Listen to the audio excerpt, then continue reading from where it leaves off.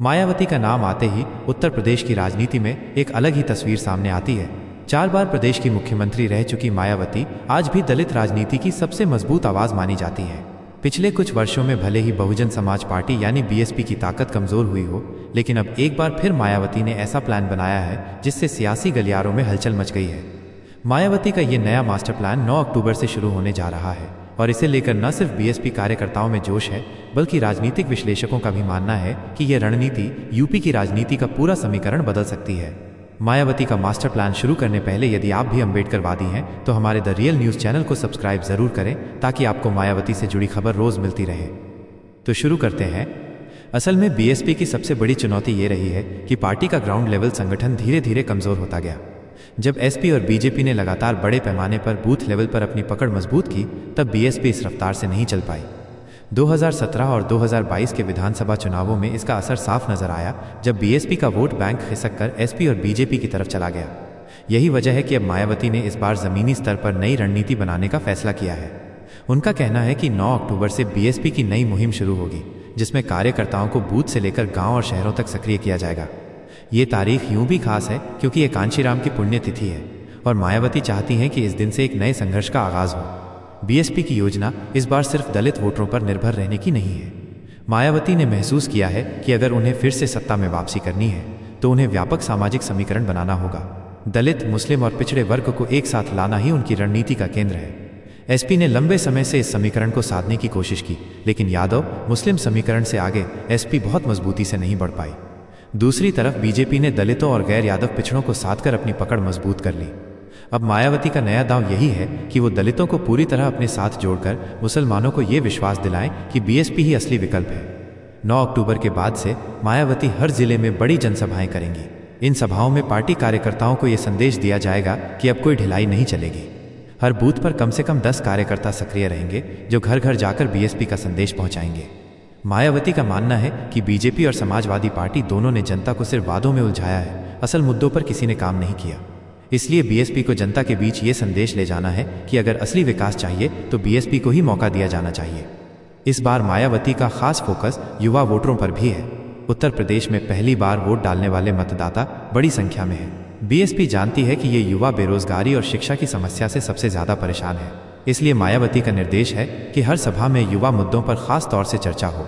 चाहे सरकारी नौकरियों में भर्ती का मामला हो या निजी सेक्टर में आरक्षण की मांग, बीएसपी इन मुद्दों को बड़े पैमाने पर उठाएगी।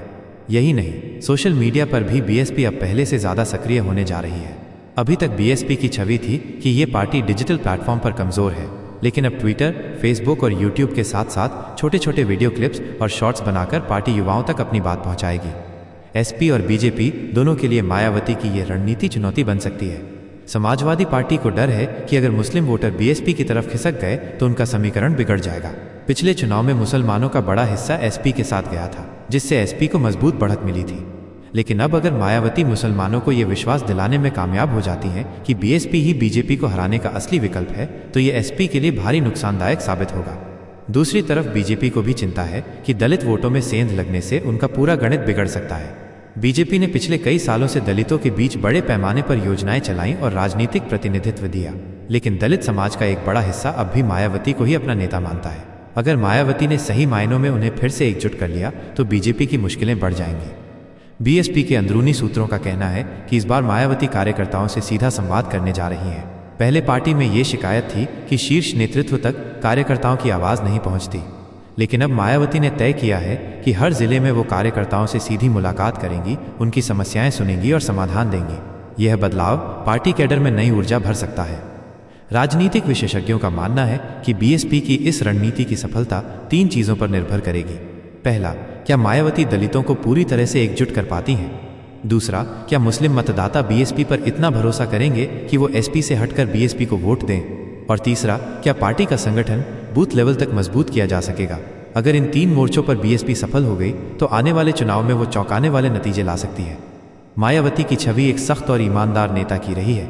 उनके समर्थक मानते हैं कि जब वो सत्ता में होती हैं तो कानून व्यवस्था सबसे बेहतर रहती है। यही वजह है कि एक बड़ा तबका आज भी उन्हें विकल्प मानता है।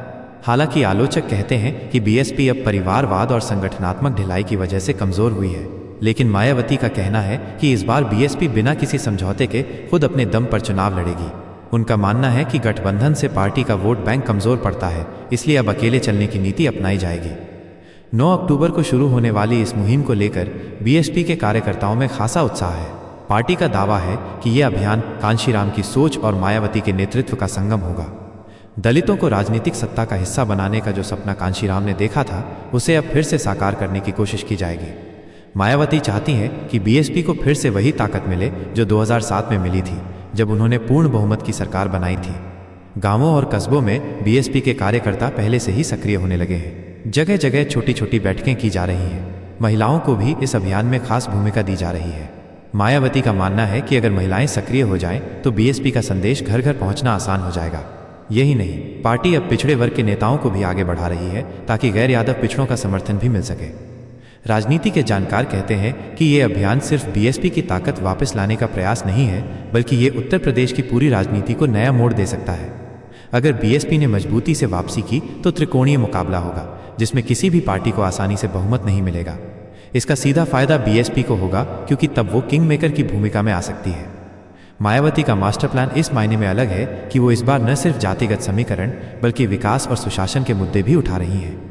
उनका कहना है कि बीजेपी और एसपी ने जनता को गुमराह किया है, जबकि बीएसपी ही असली विकास कर सकती है। उन्होंने साफ कहा है कि बीएसपी भ्रष्टाचार मुक्त शासन और गरीबों के लिए ठोस नीतियां बनाने का वादा करती है। इस अभियान का असर आने वाले महीनों में साफ नजर आने लगेगा। अभी से राजनीतिक हलकों में चर्चा है कि 9 अक्टूबर के बाद उत्तर प्रदेश की सियासत का पूरा मिजाज बदल सकता है। मायावती का यह मास्टर प्लान सिर्फ बीएसपी को जिंदा रखने की कोशिश नहीं, बल्कि उसे फिर से सत्ता के करीब लाने का बड़ा दांव है। अब देखना होगा कि जनता इस संदेश को किस तरह से लेती है। लेकिन इतना तय है कि मायावती ने अपने समर्थकों और विरोधियों दोनों को साफ संकेत दे दिया है कि वो अब मैदान छोड़ने वाली नहीं है और आने वाले चुनाव में बीएसपी पूरी ताकत के साथ उतरेगी।